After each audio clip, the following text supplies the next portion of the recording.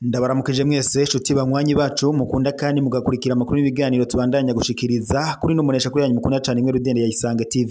munesha kuri bashikiriza amakuru n'ibiganiro biba bigezweho kandi biba byakorewe amatohoza mu bisata bitandukanye haba muri politiki mu nkino mwiperereza mu ndero agate y'akazi na muntu ndetse n'andi makuru yose abari karavugwa ngaha mu kibano. Ndabahaye mwiriwe abandi ndabahaye mwaramutse bivanye naho muherereye ari niteka n'umunezero ntangere gusubira kubana namwe banywanyi bacu mukunda kandi mugakurikira amakuru n'ibiganiro tubandanya gushikiriza kuri numunesha kuri yanyu mukunda cyane imwe Rudende ya Isange TV mbonesha kure ibashikiriza amakuru n'ibiganiro biba bigezweho kandi biba byakorewe amatohoza. Ndabakengurukiye rero mwese mudukurikira muri mu mucungararo igize igihugu cyacu cy'u Burundi abadukurikira bari mu bihugu bibanyi ndetse n'abari mu makunguye kuri mwese ndabahaye kaze mu makuru yacu yisaha. Amakuru araza gushimikira ku ngingo nkuru zikurikira. Mu gihe urongo y'inama nshinga amateka Geras Ndabirabe yagarukaga kukungene umugera wa COVID-19 wasubiye kwaduka mu gihugu cyacu Burundi aho ndetse yabiganirije abashinga amateka akavuga ko mu bitaro bitandukanye ngaha mu gisagara c'ubutunzi Bujumbura ngo hariko haribonekeza ico kiza ca COVID-19 ndetse yanavuze ko biteye amakenga cyane mu gihe igisata kijejwe amagara y'abantu kitagira ico gishikirije. Yaciye agaruka ku byabaye mu mwaka w'2020 ubwo wari umukuru w'igihugu w'ico gihe Petero Nkurunziza yaryamiraga ukuboko kw'abagabo bikavuga ko yoba yarazize ikiza ca COVID-19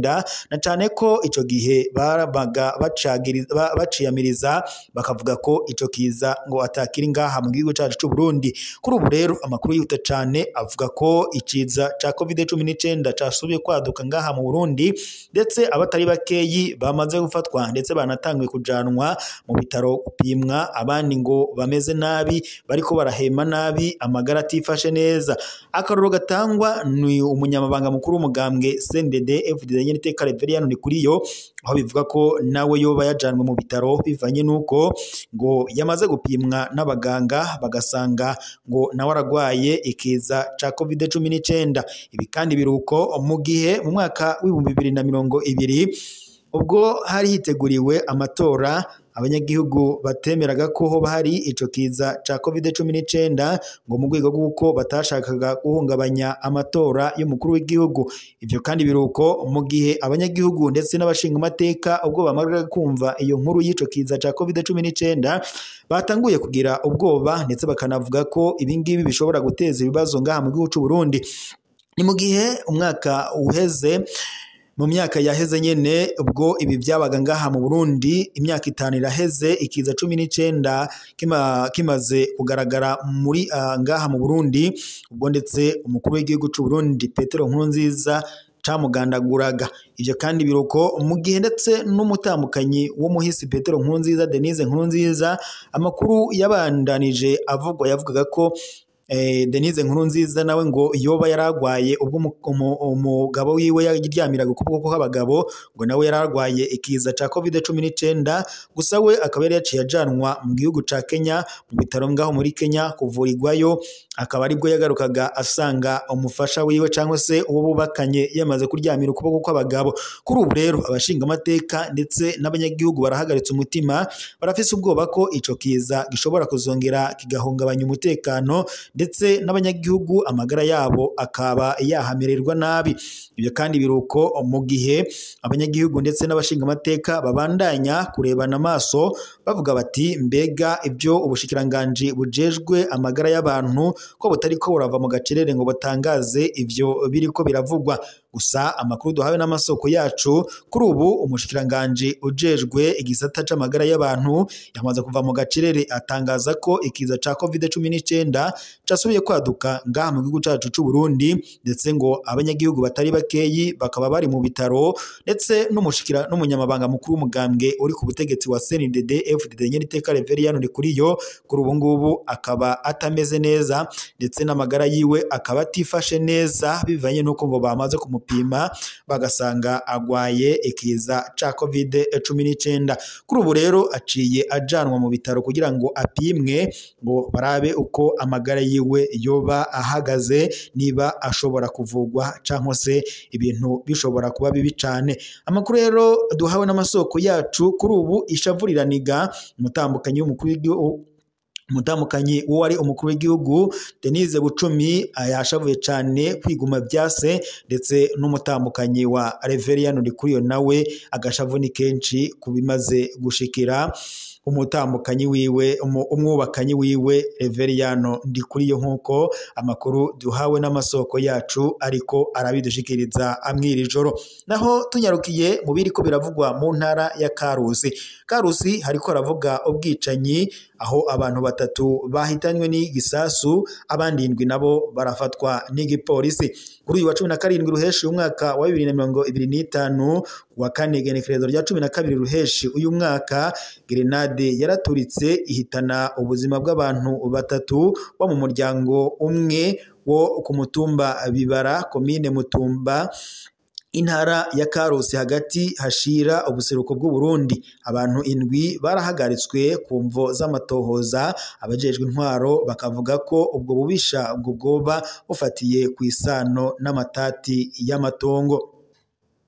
Abantu 7 barafashwe mu gatondo ko kuwa kabiri igenekerezo rya 17 ruheshi uyu mwaka Ibubira muri komine Mutumba, intara ya Karusi, bikekwa ko bagize uruhara mu iterwa ry'iyo grenade yahitanye abantu batatu ikomeretsa abandi bashika 7. Amakuru avuga ko ava aho byabereye avuga ko Ezekiel Nkurikiye, Emmanuel Ruterintimba, Gabriel Mudende, Timote Simbananiye, Angelus Ntomoka, Hamuduni Basabe ndetse na Pascal Kubwimana, bose bafatiwe ku mihana yabo n'igipolisi gifashijwe n'abajejwe intwaro. Ubu bapfungiwe mu gasho ka komisariya y'intara ya Karusi ku mvo z'amatohoza yimbitse. Iryo bara ryabaye mu ijoro ryo kuwa kane igenekerezo rya 12 ruheshi uyu mwaka nk'igihe cy'isaha 5 z'ijoro, igihe igrenade yaterwa ku nzu ya Jean Berikimasi bavumiragira ku mutumba wa Birara nyene. Iryo grenade kandi ngo yahitanye ubuzima bw'umukenyezi wiwe Sylvie Ngabire y'Imana w'imyaka 31 hamwe ndetse n'abakobwa babo 2 Elisa Nibiturinda ndetse na Ineza. Jean Berikimasi nawe afise nk'imyaka ishika 35 hamwe ndetse n'uwundi mukobwa wiwe Eliane Nishemezwe barakomeretse cyane baca banyarukanwa ku bitaro. Atwane Bigirimana, umukuru w'umutumba wa Bibara, aremeza ayo makuru ariko akavuga ko icatumye ico gitero kiba ngo kitaramenyekana neza, ariko amatati y'amatongo niyo ashirwa imbere n'indongozi zo muri ako gace. Abo mu muryango wagizwe ko ico gitero barasaba amatohoza yigenga kandi arimwo umuco, bagasaba kandi ko abayikekwa muri ayo mabi bashengezwa mu butungane. Amatohoza y'inyamiramabi ariko arabandanya, abanyagihugu bibibira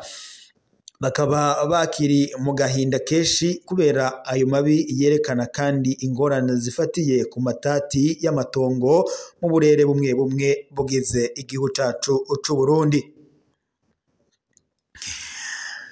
Reka rero shimire bemwese mwari mudukurikiye mu makuru kwa ko tubashikiriza kuri iyi saha. Tubaye dusozereye amakuru yacu ngaha, turaza gusubira mu gatondo mu makuru araza kuba agezwe ko yari amakuru mwashikirizwaga n'imbonesha kuri yanyu mukunda cyane imwe Rudende ya Isange TV. Imbonesha kure ibashikiriza amakuru n'ibiganiro biba bigezweho kandi biba byakuwe amatohoza mu bisata bitandukanye, haba muri politiki, mu nkino, mu iperereza, mu ndero, mu gateka kazi na muntu ndetse n'andi makuru yose aba ari karavugwa ijya nino. Ndabashimiye mwese kuba mwari kumwe natwe mubandanye mukurikira amakuru n'ibiganiro tuba turiko turashikiriza amakuru aba yakorewe amatohoza. Reka ndabibutse niba mutarafyonda sabone ndetse na partage mwibuke gufyonda kugira muze muraba bambere kubona amakuru n'ibiganiro tubandanya gushikiriza kuri no munesha kuri yanyu mukunda cyane imwe Rudende ya Isange TV, imbonesha kuri ibashikiriza amakuru n'ibiganiro biba bigezweho kandi biba byakorewe amatohoza. Iri ryari iteka n'umunezero ntangire kuba twari kumwe namwe banywanyi bacu mukunda kandi mugakurikira amakuru n'ibiganiro